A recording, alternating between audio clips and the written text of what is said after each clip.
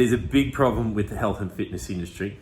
Well, let's be honest, there's more than one. What I'm getting at in particular, there are a large collection of individuals and companies out there that are constantly bombarding people with so-called quick fixes and magic solutions to their years of shit food choices and shit exercise habits. They're telling them that they can virtually wave a magic wand as such and wipe all of that away.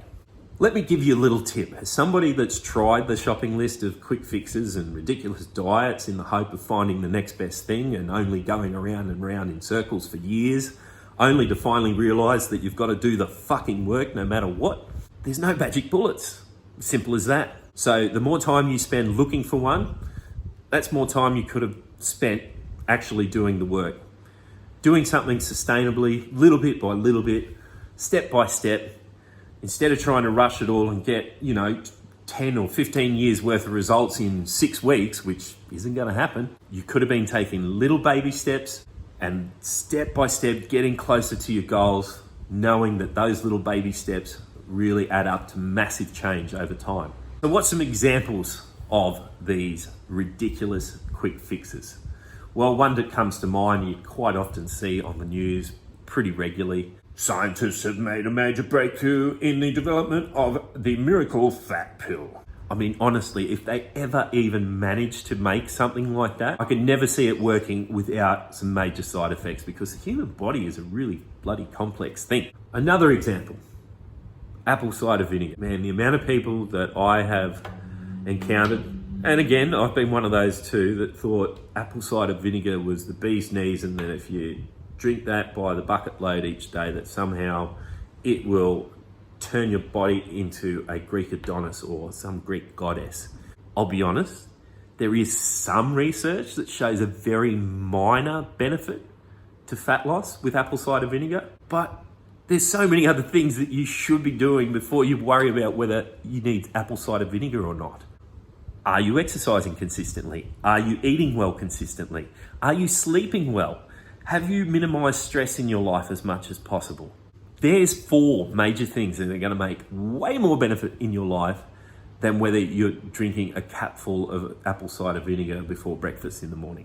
The best analogy I've heard when somebody wants to rely on a supplement like apple cider vinegar in this instance, it's like trying to put the sprinkles on a cake you haven't even baked yet. You got to take care of the low-hanging fruit before you worry about these tiny little 1% advantages. Then there's the meal replacement shakes. There's so many of them out there that through some slick marketing that lead people to believe that this shake, above all others, is somehow magical. All the others before this was shit. This one will somehow get you the results without you needing to lift a finger other than to drink your shake. I'll let you in on a little secret. Not one of these shakes, not before, not now, not ever, are magical. All they simply do when they replace solid food with your shake is it automatically takes your energy intake down, particularly if the food you've been consuming is highly processed or calorie dense and you replace it with a scoop of powder in some water, it's going to reduce your energy intake significantly. So if anybody approaches you and says that this is the U-Butte thing, is some sort of miracle, particularly if it's from some multi-level marketing where their products are usually very questionable and if not overpriced, you need to run in the other direction. There is no substitute for real food, no matter what some charlatan might lead you to believe. Now, these are just some examples. Like there's plenty of other products out there that will happily take your money and do fuck all for you. I could be here all day talking about that. Now, this doesn't mean you've got to spend your life in the gym. It doesn't mean you've got to eat like a rabbit or starve yourself or cut out entire food groups. It is entirely possible to do the work in a very manageable way that doesn't heavily impact on your lifestyle and get the results you want and actually fucking keep them. Yes, it will take some work.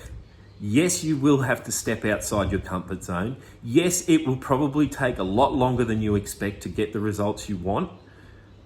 But the point is, you're going to keep them. You're not going to be chasing your tail. You're not going to end up back where you were, if not worse, with your hands in the air, wondering why the fuck nothing works. So the moral of the story today is there are no shortcuts.